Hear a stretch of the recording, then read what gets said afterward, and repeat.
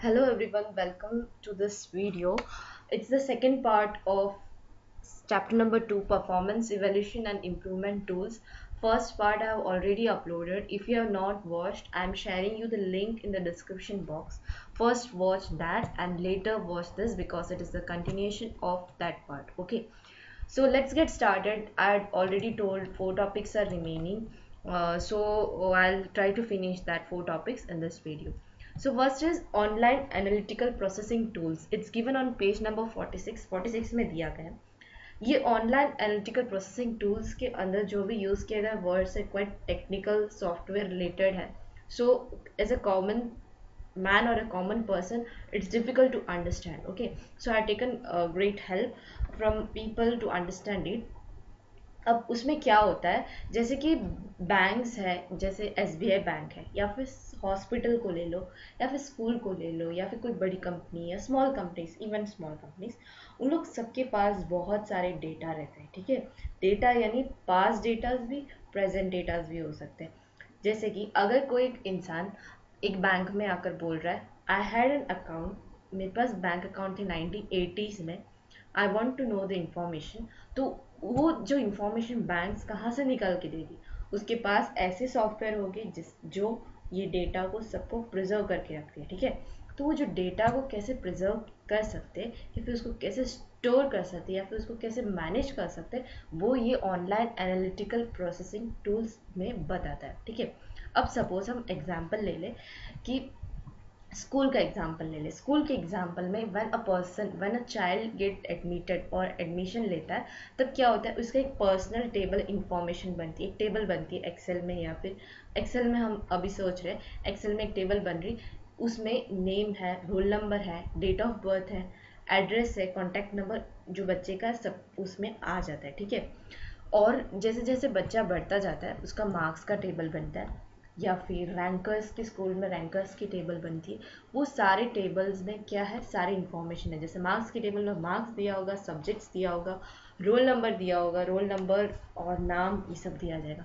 Rankers की table में भी नाम, रोल नंबर दिया रहेगा, कौन सा पोजीशन आया वो बच्चे का, फर्स्ट है, सेकंड या third, what's the rank of that poll, और कौन से क्लास में आया. All this details would be given in different different files और डिफरेंट डिफरेंट एक्सेल शीट्स. ठीक है, लेकिन इस सभी बातों में हमें एक बात ध्यान देना है, जब भी स्कूल या फिर जो भी सेव कर रहा है, वो सेव करते वक्त हर टेबल में वो बच्चे का रोल नंबर मेंशन कर रहा है. ठीक है, रोल नंबर, वो रोल नंबर भी हो सकता है, या फिर कोई भी एक यूनिक न्यूमेरिक नंबर हो सकता है, जैसे कि जीआर नंबर हो सकता है. जो भी वो स्कूल या फिर वो इंस्टीट्यूशन मानती है, वो एक यूनिक नंबर वो हर टेबल में इंक्लूड कर रहा है. वो क्यों कर रहे हैं, क्योंकि रोल नंबर वो एक प्राइमरी डेटा है. ठीक है, अब वो जो पर्सनल जो इन्फॉर्मेशन टेबल था वो एडमिशन लिया तभी वो उसे बनाया गया था, तो उसमें जो रोल नंबर दिया है वो प्राइमरी की है. पहली बार जब दिया तो उसे प्राइमरी की माना गया.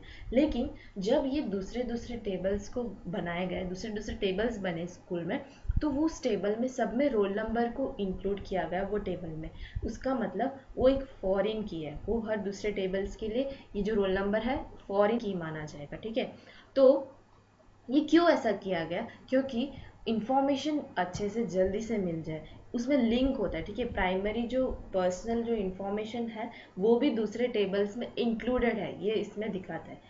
अब वो रोल नंबर पे क्लिक करेंगे तो उसका पर्सनल इंफॉर्मेशन वो मार्क्स के टेबल्स के थ्रू भी हम उसको रिट्राइव कर सकते हैं, या फिर उसको हम ढूंढ निकाल सकते हैं. तो फिर ये जो डेटा होता है primary, sorry, proper arrangement of जो रॉ डेटा है. अभी सपोज एक स्कूल है, सारे बच्चों का नाम, सारा एज, डेट ऑफ बर्थ सब मिक्स ऐसे ही सेव करके रख देगा, तो एक रॉ डेटा माना जाएगा. उसमें से हमको इंफॉर्मेशन अगर निकालना हो, इवन आफ्टर 50 years और 40 years, it would be very difficult for us. Okay, तो उसके लिए जो प्रॉपर अरेंजमेंट किया जाता है रॉ डेटा को इंफॉर्मेशन में क्रिएट करने की, इंफॉर्मेशन बनाया जाता है. क्यों किया जाता है, कि हम उसको आराम से एक्सेस कर पाए और हम मैनेज कर पाए, उसको कहा जाता है डेटाबेस. ठीक है, this all words are used in this online analytical processing tools which is been given on page number 46. ठीक है, अब ऑनलाइन ये जो है उसका डेफिनेशन देखेंगे. ये क्या है, एक सॉफ्टवेयर टेक्नोलॉजी है. कोई भी इंस्टीट्यूशन या फर्म्स या कंपनीज, हॉस्पिटल, स्कूल्स जो भी यूज़ करती है, टेक्नोलॉजी है. कौन यूज़ करता है, जो भी मैनेजर्स है, एनालिस्ट है, जो एनालाइज करते हैं डेटा को, या फिर एग्जीक्यूटिव्स है वो यूज़ करते हैं, क्या क्यों यूज़ करते हैं, ये जो रॉ डेटा है उसको इंफॉर्मेशन में जो बनाया जाता है उसमें से हम आराम से ये डेटा को हम रिट्राइव कर सकते हैं, कभी भी हम उसको रिट्राइव कर सकते हैं। तो ये किस में किया जाता है, ओलैप में किया जाता है। अब उसकी कुछ टाइप्स है, पेज नंबर 43 में हमको लास्ट पैराग्राफ में दिया है टाइप्स, और उसकी टाइप्स में 3 टाइप्स है, मोलैप, रोलैप, होलैप। ठीक है, तो पहले हम देखेंगे रोलैप, पेज नंबर 44 के फर्स्ट पैराग्राफ में। वो है रिलेशनल डेटाबेस। जैसे हमने देखा roll number is a relation, her table में उसको लिंक किया गया, तो वो क्या है, रिलेशनल डेटाबेस हो गया। ठीक है, जैसे कि एक्सेल और रोज और कॉलम्स यूज किया जाता है, वैसे ये रोलैप में भी रोज और कॉलम्स रहते हैं और रिलेशन दिया जाता है, एक एक टेबल को हर दूसरे टेबल के साथ रिलेशन दिया जाता है। ठीक है, एवरी टाइम। लेकिन क्या होता है, ये रोलैप है, एक common person can not use it. Okay, school हो या फिर हॉस्पिटल हो या फिर इंस्टीट्यूशन हो, उसमें क्या होगा, अच्छे मैनेजर्स, ये जो अच्छे जो सॉफ्टवेयर डेवलपर्स हैं या फिर सॉफ्टवेयर जो यूज़ करते हैं, कंप्यूटर इंजीनियर्स, उनको अपॉइंट किया जाता है। ये रोलैप अगर वो सॉफ्टवेयर यूज़ कर रहे हैं, सॉफ्टवेयर टेक्नोलॉजी यूज़ कर रहे हैं, तो उसमें क्या होता है, एवरी टाइम क्वेरी लिखना पड़ता है। जैसे कि सेलेक्ट, क्वेरी कैसे लिखेंगे, सेलेक्ट स्टेटमेंट, स्टार की जगह पे नेम लिख देंगे, John from marks table, table name की जगह पे मार्क्स टेबल या फिर रैंकर्स टेबल। तो वो जब हम ऐसे लिखने पर, क्वेरी देने पर, वो इंफॉर्मेशन रिट्राइव होकर हमें आता है। तो ये क्या है, ये डेटाबेस कैलकुलेट करता है और फिर हमको इंफॉर्मेशन मिलता है। इसकी वजह से इसमें प्री कैलकुलेटेड नहीं है, वो टाइम पर वो कैलकुलेशन करता है और डेटाबेस करता है। जो भी हमने डेटाबेस यानी हमने देखा, जो इन्फॉर्मेशन हमने स्टोर किया, वो उस टाइम पर कैलकुलेशन इट डज। इसमें क्या है, रोलैप में बहुत इंफॉर्मेशन सेव कर सकते हैं, क्योंकि लिंक दे देकर, रिलेशन दे देकर we can save lot of information in large volumes. Okay, now is MOLAP. MOLAP कहाँ दिया है, पेज नंबर 43 के लास्ट पैराग्राफ में दिया है। मोलैप, अगर सपोज एक कंपनी है, उसको उसने सेव किया है डेटा, सेल्स का डेटा, और वो company north east west south में सेल करती है, और प्रोडक्ट है उसका मिल्क, ब्रेड, एग्स, बटर, जाम, जूस, और वीक नीचे दिया हुआ है, 6 वीक का डिटेल इंफॉर्मेशन दिया। मोलैप में क्या होता है, क्यूब में ये सारे डेटा सेव होते हैं। जैसे हमने रोलैप में देखा टेबल्स के फॉर्म में होता है, एक्सेल के फॉर्म में होता है, एक्सेल अपलोड यूज़ किया रहेगा, वैसे इसमें कैसा होता है, क्यूब्स में सेव किया जाता है। लेकिन इसमें कुछ कुछ और भी बेनिफिट्स हैं, जैसे कि प्री कैलकुलेटेड डेटा। ये जो डेटा जो क्यूब में है, इसके अंदर जो क्यूब्स में है, वो जो हर सेल में प्री कैलकुलेटेड डेटा है, उसके अंदर हम जैसे ही कुछ भी क्लिक करते हैं तो तुरंत वो खुलकर आता है, रिस्पॉन्स भी एकदम अच्छा है। जैसे कि आपने क्यूब बुक्स या फिर कोई भी अकाउंटिंग सॉफ्टवेयर यूज़ किया रहेगा, उसमें आप लोग रिपोर्ट्स लिखते हैं, report, sales report of this year या फिर दिस मंथ या फिर दिस क्वार्टर और दिस एरिया, उसमें बहुत सारा we have the fields, we can select all those fields. ठीक है, वो जो हम when we sort out all those things, उस टाइम पे एकदम फास्टली उसका परफॉर्मेंस होता है। क्यों ऐसा, क्योंकि उसमें मोलैप यूज़ किया है, वो इन्फॉर्मेशन को डेटा क्यूब में स्टोर करके उसको मोलैप मतलब बहुत ही स्पीड में, क्योंकि प्री कैलकुलेटेड उसके अंदर सारे परफॉर्मेंसेस, उसके सारे क्वेरीज प्री कैलकुलेटेड ही अंदर फिट है। ठीक है, अब जो ओलैप है उसके कुछ कुछ फीचर्स है, जैसे कि drill down, roll up, dice, slice, pivot. ठीक है, अब ड्रिल डाउन में क्या है, ड्रिल डाउन में क्या है, जैसे कि इधर दिया है जो सेल्स है, Chicago, New York, Toronto, Vancouver cities में हुआ, वो सेल्स दिखा रहा है, और यहाँ पर टाइम दिखा रहा है कौन से टाइम पे और क्या क्या सेल्स के क्या क्या आइटम्स थे, जैसे कि मोबाइल, मॉडर्न फ़ोन, सिक्योरिटी। तो वो इन्फॉर्मेशन ये हमको ऊपर जो क्यूब है उसमें दिख रहा है। ठीक है, 3 डायमेंशन है।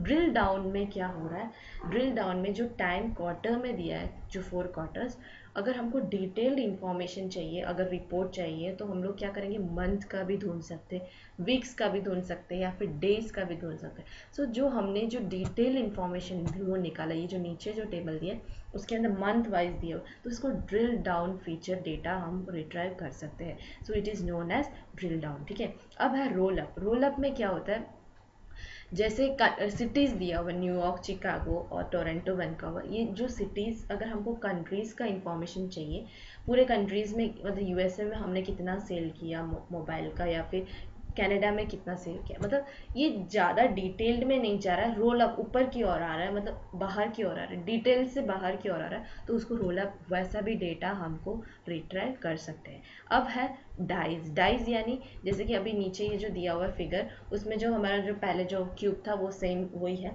लेकिन डाइज ऊपर जो बन के आया है, हमको सिर्फ 2 ही क्वार्टर का इन्फॉर्मेशन चाहिए या फिर 2 ही सिटी का इन्फॉर्मेशन चाहिए, तो दैट ऑल्सो इज अवेलेबल, तो उसको कहा जाता है डाइज। ये फीचर भी इसमें अवेलेबल है।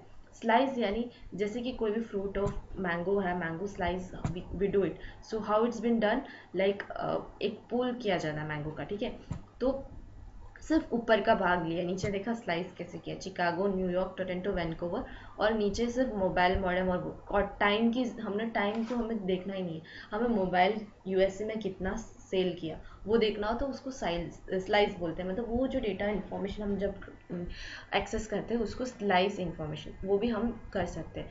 और अगर हमको उसको टर्न कर दिया जाए, उसको पाइवट किया, ये जो फिगर है लास्ट फिगर, उसको इस तरफ देखेंगे तो उसको सिर्फ टर्न किया हुआ है, तो वो इन्फॉर्मेशन को पाइवट के, ये सब बोलने का रीज़न ये है, पेज नंबर 42 में दिया गया है, और लैब का कौन सी एक्टिविटीज़ है उसमें, slicing, drill down, detailed, trend analysis, तो ये सब words is been used, that's why is the features, okay, so you have to remember. Now what is HOLAP? HOLAP यानी hybrid OLAP, it's given on page number 44. hybrid OLAP क्या करता है, रोलैप और मोलैप के सारे एडवांटेजेस को यूज़ करता है। जैसे रोलैप में एडवांटेजेस हमने क्या देखा था, रिलेशन देते हैं तो इन्फॉर्मेशन जल्दी से मिल जाता है, लार्ज वॉल्यूम ऑफ डेटा हम उसमें स्टोर कर सकते हैं, that is information, that is advantages. अब मोलैप में क्या एडवांटेजेस है, प्री कैलकुलेटेड है सारे, जो हम रिपोर्ट क्लिक करते ही खुल जाता है क्योंकि प्री कैलकुलेशन क्यूब्स में किया गया है, तो वो उसका एडवांटेजेस ले लेता है, ठीक है। So this are all the benefits और वो यूज़ करता है। अब है मटेरियल रिक्वायरमेंट प्लानिंग, 1990 में स्टार्ट हुआ था, MRP 1 पेज नंबर 46 में दिया। नाम से ही पता चल जाता है कि मटेरियल रिसोर्सेज को रिक्वायरमेंट, जैसे रिक्वायरमेंट होते हैं उसकी प्रॉपर प्लानिंग किया जाए, उसके अंदर एम्स दिया हुआ है 46 पेज नंबर पे। वो नाम से पता चलता है कि मटेरियल क्या प्रोड्यूस करना है, कितना प्रोड्यूस करना है, कौन से टाइम पे कैसे प्रोड्यूस करना है, इन्वेंट्रीज का कैलकुलेशन और कंट्रोल, इन्वेंट्रीज कैसे कंट्रोल करना है, how much is required, how much is the lead time, और वो सब, ठीक है। तो ये है एम, ये जो मटेरियल रिक्वायरमेंट प्लानिंग का aim, how much, what time, inventories और उसको कंट्रोल करना। ऑब्जेक्टिव्स दिया गया, ऑब्जेक्टिव्स, ये जो मटेरियल रिक्वायरमेंट प्लानिंग मटेरियल का जो प्लानिंग करना है वो क्यों करेंगे, क्योंकि सही टाइम पे फिनिश गुड्स बन के निकले। फिनिश गुड्स बनाने के लिए सही टाइम पे रॉ मटेरियल्स होना चाहिए, उसके कंपोनेंट्स होना चाहिए, जो सब असेंबल पार्ट होते हैं वो भी सही टाइम पे मिलना चाहिए, और जो भी इन्वेंट्री है वो कैलकुलेशन और उसका कंट्रोल सही होना चाहिए। तो इसके वजह से ये मटेरियल रिक्वायरमेंट प्लानिंग का ये ऑब्जेक्टिव है, ठीक है। अब कुछ डेटा रिक्वायर्ड है मटेरियल रिक्वायरमेंट प्लानिंग, मटेरियल की जो रिक्वायरमेंट की प्लानिंग करते हैं कुछ डेटा ज़रूरत है, जैसे कि वो दिया गया पेज नंबर 47 पे सेकंड पैराग्राफ पे, क्या डेटा रिक्वायर्ड, उसमें मैंने एक वर्ड बनाया RBI मास्टर, ठीक है। मास्टर से 2 वर्ड है, master production schedule. Master production schedule में ये दिया जाता है कि फिनिश्ड यूनिट बनाने के लिए कितने फिनिश यूनिट बनाने, फिनिश गुड्स कितने बनाने, एक कंपनी के अंदर ये एक फाइल होता है, ठीक है, master production schedule. Master parts file भी होता है जिसमें बताया जाता है कि इंफॉर्मेशन दिया जाता है कि कितने टाइम, मतलब एक प्रोडक्ट बनाने के लिए कितना टाइम चाहिए और कितना गैप होना चाहिए ऑर्डर्स के बीच में, और वो सब जो इन्फॉर्मेशन उसमें दिया था।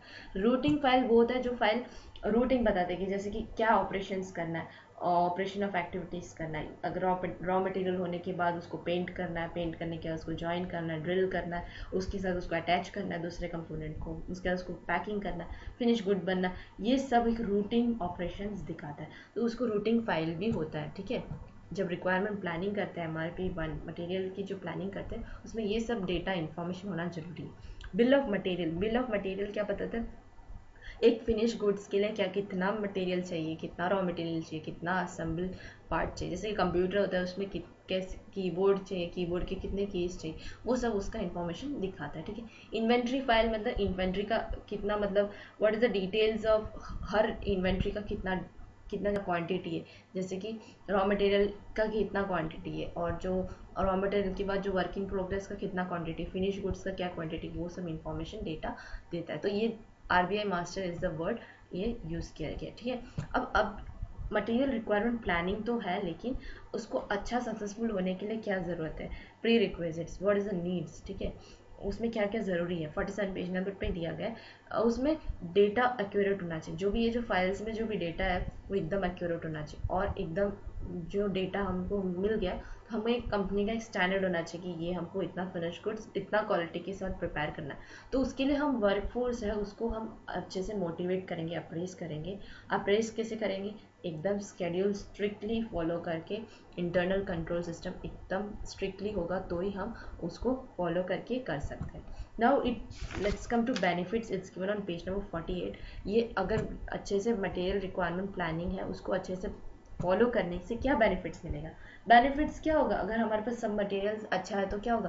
प्रोडक्शन अच्छे से होगा, कस्टमर को सर्विस हम दे सकते हैं, एकदम प्रॉपर कोऑर्डिनेशन है, बीच में कुछ ब्रेक डाउन नहीं होगा, ऐसा नहीं होगा कि स्टॉक नहीं है, ऐसा सब नहीं रहेगा। कुछ भी चेंजेस आ रहा है तो हम ऑटोमेटिकली उसको हम रिस्पॉन्ड भी कर सकते हैं, because we are on the level, हम लेवल के थ्रू ही जा रहे हैं, ठीक है। कैरिंग कॉस्ट कम रहेगा, क्योंकि अगर स्टॉक भी हमको ज़्यादा स्टोर करने की ज़रूरत नहीं है, because we are aware about the lead time, हमको सब पता है टाइमिंग और वो सब, तो स्टॉक कम रहेगा, स्टॉक को रखने का कॉस्ट, कैरिंग कॉस्ट भी कम रहेगा। Now is manufacturing resource planning, it's given on page number 48। MRP 2 है लेकिन फुल फॉर्म अलग है, ठीक है। ये मैन्युफैक्चरिंग पूरा को दिखाता है। मैन्युफैक्चरिंग यानी वो उसमें मटेरियल का भी पूरा आ जाता है, रिक्वायरमेंट भी आ जाता है, उसमें कैपेसिटी भी आ जाता है, मैन्युफैक्चर करने का प्रोडक्शन भी इंक्लूडेड है, सब कुछ इसके अंदर मैन्युफैक्चरिंग तक इंक्लूडेड है, ठीक है। अब इसमें एलिमेंट्स दिया गया है पेज नंबर 48 और 49 मिड हाफ तक। वो एलिमेंट्स को मैंने उसको शॉर्ट फॉर्म में ऐसा लिखा IPS BDS, ठीक है। IPS कौन होता है?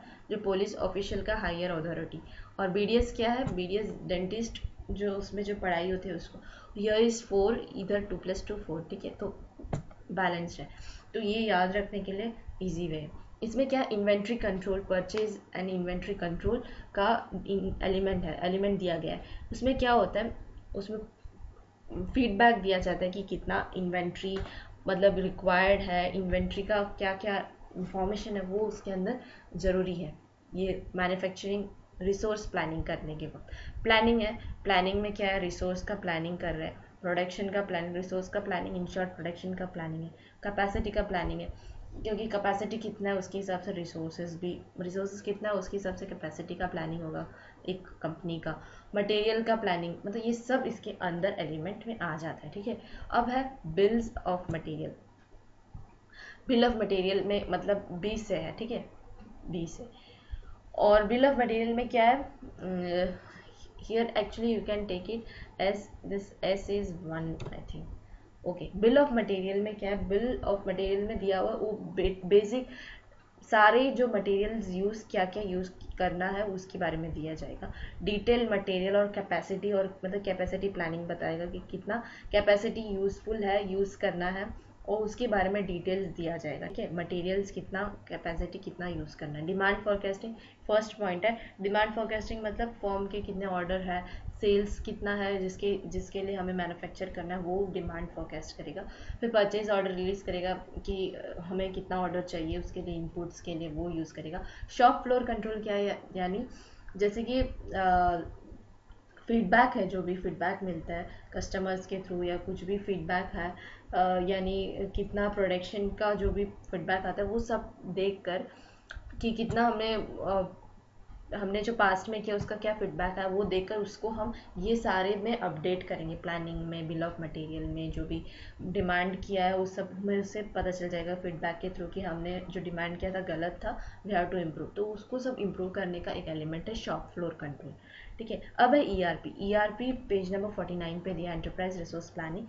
We have most of us have might have use this tally.erp9, वो उसमें इंटीग्रेटेड बिजनेस सॉफ्टवेयर है। उस सॉफ्टवेयर में क्या होता है? अकाउंटिंग सॉफ्टवेयर है जो सपोर्ट करता है, मार्केटिंग भी करता है, मतलब फाइनेंस भी हो सकता है, प्रोडक्शन भी के बारे में बताता है, परचेज के बारे में, orders, purchase order, estimates, quotation, वो सभी हम उसको डायरेक्टली सेंड कर सकते हैं। अकाउंटिंग भी हमारा आसान से हो जाता है because it's an accounting software. Human resources भी मेंटेन होता है बिकॉज अटेंडेंस और वो सभी today this time we can link it with the ERP system, okay. अब है फीचर्स ERP की दिया गया features on page number 50। Multi facility है ERP में, जैसे हमने देख लिया। मल्टी करेंसी में हम कर सकते हैं काम, कोई भी करेंसी में ट्रांजैक्शन के रिकॉर्ड कर सकते हैं। मल्टी लिंगुअल है, लैंग्वेज भी मल्टीपल है, we can use that. Supply chain management मैंने ऑलरेडी लेक्चर 1 में मैंने अपलोड किया था, सप्लाई चेन मैनेजमेंट किया है, प्रोडक्शन को पूरा इंटीग्रेट करता है, मतलब ये जो फंक्शंस है उसको सबको इंटीग्रेट, आराम से इंटीग्रेशन हो जाता है, एकदम फ्लो हो जाता है, फ्लो में आ जाता है काम। कस्टमर को सर्विसेज को हेल्प करता है, इलेक्ट्रॉनिक फंड ट्रांसफ़र भी कर सकते हैं, ट्रांजैक्शन का हम डायरेक्टली वहीं से पेमेंट भी कर सकते हैं, और प्रोजेक्ट मैनेजमेंट का एक सही तरीका है। ठीक है, अब है इस ईआरपी को कुछ कैरेक्टरिस्टिक्स है। ये ईआरपी एकदम बेस्ट सिस्टम है, इसके लिए मैंने उसका जो कैरेक्टरिस्टिक्स है उसको मैंने नाम दिया है first class bomb. First class bomb है, ठीक है।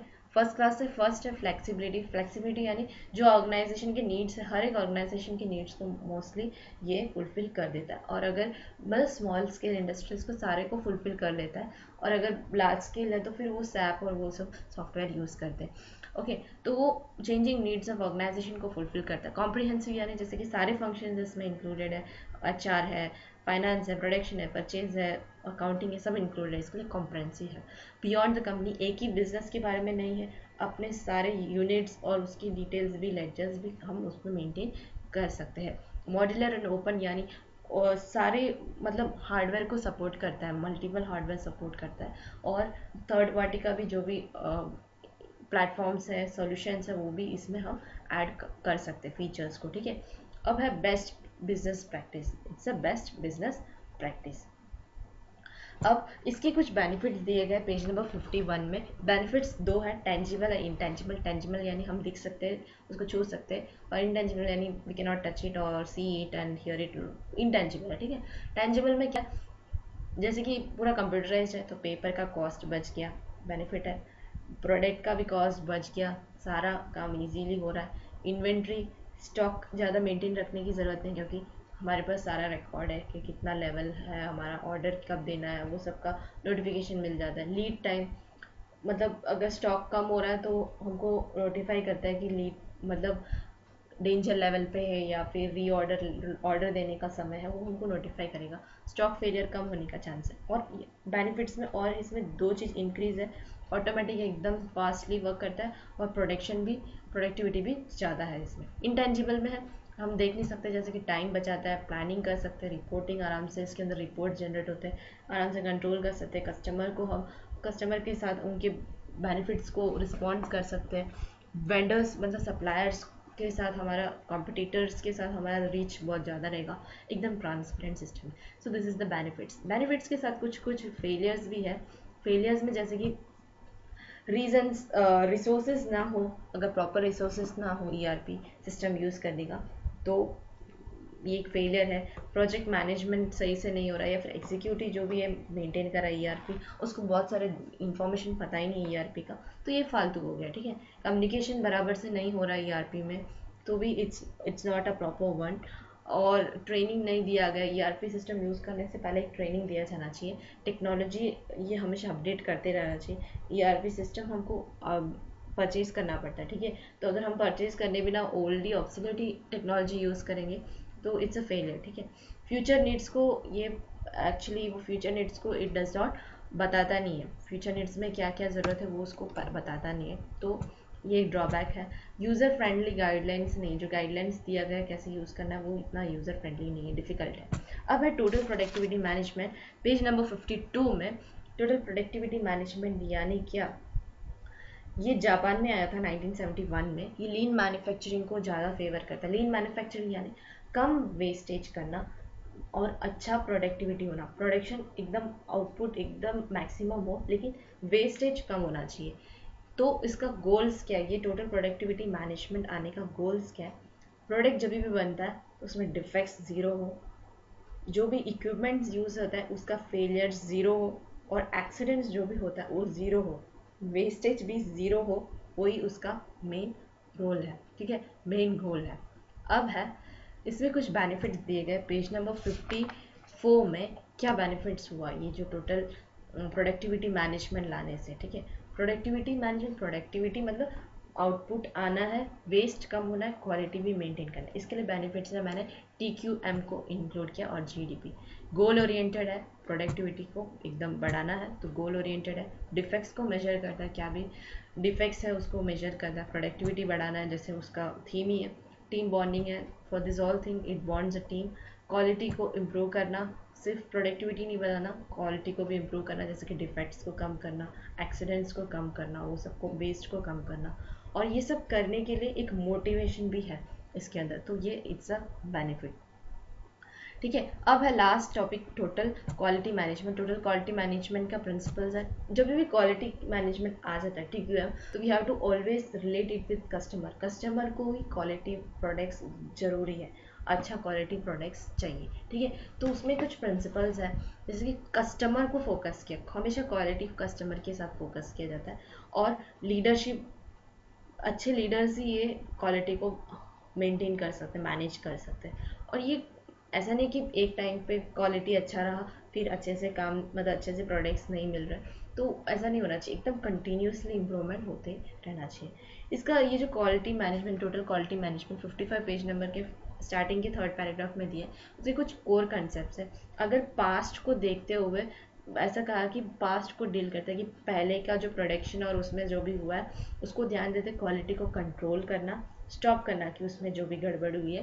क्वालिटी अश्योरेंस, प्रेजेंट को ध्यान में देखे हैं कि अभी जो है प्रॉपर डिफेक्ट्स को प्रिवेंट करके एकदम अश्योर करना क्वालिटी। और फ्यूचर में लिखा है क्वालिटी मैनेज करना, फ्यूचर के लिए हम ये क्वालिटी मैनेजमेंट पढ़ रहे हैं। अब इसमें कुछ स्टेप्स दिया गया है फ्रेंड्स।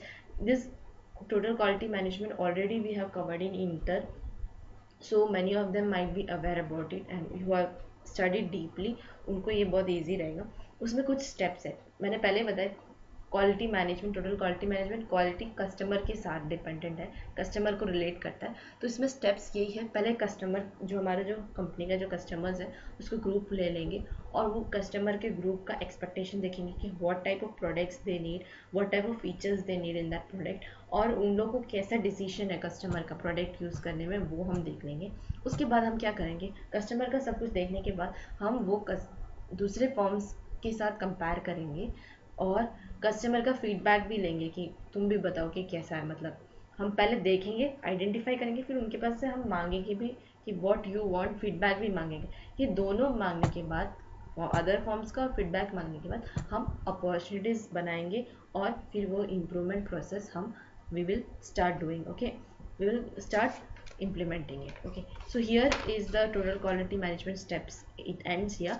और जो नेक्स्ट 56 57 पेज नंबर पे जो भी दिया है वो सेम हमको इंटर में था, और एकदम सेम वही है, और वो एकदम पॉइंट वाइज ही दिया हुआ है, जैसे कि 6 सिग्मा मेथोडोलॉजीज है, DMAC DMIADV, या और 6 सिग्मा में जो रोल्स है उनका जो डेजिग्नेशंस है वो सब एकदम सेम, और एकदम पूरा वो पॉइंट टू पॉइंट ही दिया गया है। तो just read it once, so you can easily write it well. और यहाँ तो मतलब यहाँ तक मैंने पूरा हार्ड टॉपिक्स को कवर कर दिया है चैप्टर 2 का। So here it ends guys, I have uploaded chapter 1, chapter 2 and chapter 4 of SPM subject, and do comment what other chapter is required, and कौन से चैप्टर पे मैं वीडियो बनाऊँ उसको आप ज़रूर कमेंट करें, और अच्छा लगे तो लाइक करें, and do subscribe my channel for the next videos I am going to upload in the coming days.